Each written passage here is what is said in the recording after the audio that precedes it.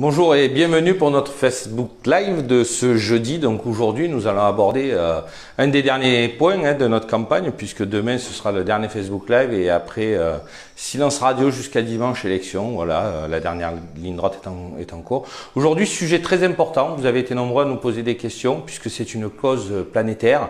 C'est l'écologie, la protection dans l'environnement. Il est clair qu'aujourd'hui, nous devons revoir nos modes de consommation, nous devons revoir nos modes de vie, nous devons revoir notre rapport à la Terre. Car avec l'après-guerre, notre société est rentrée dans une forme de consumérisme où nous n'avons pas fait attention à tout ça. Et puis moi, je suis issu d'une génération, voilà, née en 71, qui profitait de ces 30 glorieuses derrière. Et ce que j'espère, c'est que la crise qui s'annonce n'est pas les mains de travers, car nous avons compris qu'il fallait réagir. Et j'espère que cette crise ne va pas nous faire plonger dans les mêmes travers qu'après-guerre. Et c'est à nous, je pense, municipalités, d'y veiller et d'apporter des concepts, voilà, pour éviter que nous tombions dans ces travers-là. Le premier point sur lequel nous allons travailler, si vous nous donnez l'accessibilité à la mairie, c'est la représentativité. Effectivement, nous aurons des élus à la transition écologique et nous aurons un vrai service municipal dédié à la transition écologique qui sera chargé de faire appliquer les règles de la transition écologique dans les autres services municipaux, ça c'est important, et d'aider les citoyens aussi à s'y préparer. Voilà, c'est le premier point important, un vrai service municipal dédié à cette transition écologique. Je pense que c'est nécessaire car ça fait partie des grands points de l'avenir de notre planète. Et j'ai envie de vous dire que nous, pour aborder cette transition écologique, nous avons plein d'idées que je pourrais pas développer ici, mais je vous en jeter quelques-unes pêle-mêle. Vous pouvez en retrouver d'autres sur notre site internet dans le programme, notamment en les jetant pêle-mêle comme ça, le parc de véhicules communal. Voilà, le parc de véhicules communal, pour moi, je pense que c'est une nécessité de le changer en parc de véhicules pour les véhicules de tourisme en électrique, 100% électrique, parce que la commune est étendue certes, mais un véhicule électrique peut le faire plusieurs fois dans la journée. Donc ce parc de véhicules de tourisme en électrique, et pour les utilitaires et les camions, les changer aussi en biogaz, puisque nous avons la chance d'avoir une station biogaz sur Puget. Et ça, c'est le premier point, je pense, pour notre protection de l'environnement. Nous avons aussi des idées sur les panneaux solaires. Alors les panneaux solaires sur les bâtiments communaux, sur les espaces où il y a besoin, mais je crois que le premier des travaux que nous devons faire, que nous devons faire, c'est sur les ombrières. Par exemple, je prends le port, le parking, installer des ombrières sur le parking. Déjà, ce sera bien pour nos voitures quand on revient le soir, elles seront pas super chaudes à l'intérieur. Mais ces ombrières sont équipées aujourd'hui de panneaux photovoltaïques qui permettent d'alimenter en électricité la capitainerie, les bateaux, les commerces, les restaurants. Ça, c'est aussi de la protection de l'environnement.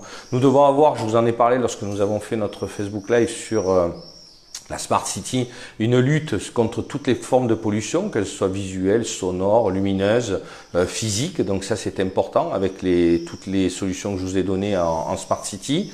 Nous devons avoir aussi, ça me passe par l'esprit, la charte de l'arbre, c'est-à-dire que même si notre commune étendue sur 12 000 m2 comporte presque 10 000 mètres d'agriculture ou de forêt, nous devons végétaliser énormément tous les lieux tous les endroits construits, toutes les zones construites doivent être végétalisées pour rappeler cette ruralité qui nous s'étend. Un autre point qui me vient à l'esprit aussi, sont le tri des déchets. Quand nous travaillons avec le SMIDEV, aujourd'hui nous avons un taux de tri des déchets qui est de l'ordre d'un peu plus de 50%. Nous devons arriver à 65%, ça c'est important, voire même à 80% à la fin de la mandature, pour amener le moins possible de déchets au centre de tri. Ça c'est important aussi, et ça passe par l'éducation.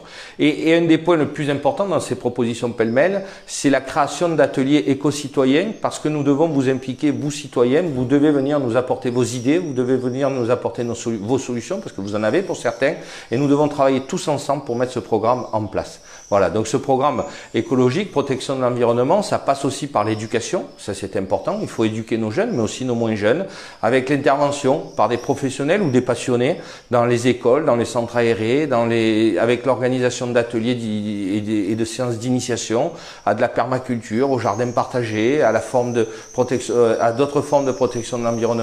Et ça passe par cette éducation auquel nous voulons vous associer. Et je tiens à remercier et à féliciter les associations déjà citoyennes qui existent sur la commune, qui travaillent sur ces projets de permaculture, de jardins partagés et de recyclerie. Alors je ne citerai pas de nom, mais vous savez qu'on se connaît très bien et que j'apprécie votre travail. Et ça, c'est important aussi de le dire. c'est avec vous que nous pourrons gagner là-dessus et avec vos idées. Voilà. Donc vous l'avez compris, la protection de l'environnement pour nous, même si c'est un sujet sur lequel j'aurais envie de faire des heures, parce que je pense que ma génération est sensible, c'est la génération qui arrive qui a été la première sensible à cette protection de l'environnement, à cette écologie, à cette protection de la planète.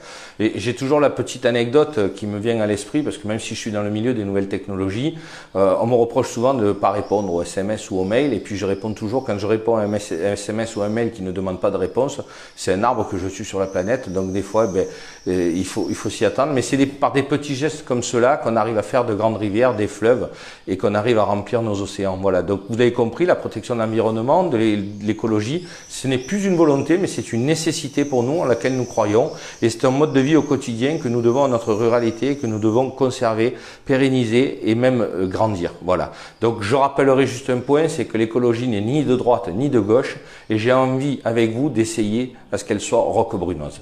Voilà, merci à vous, merci et à demain pour notre prochain Facebook Live.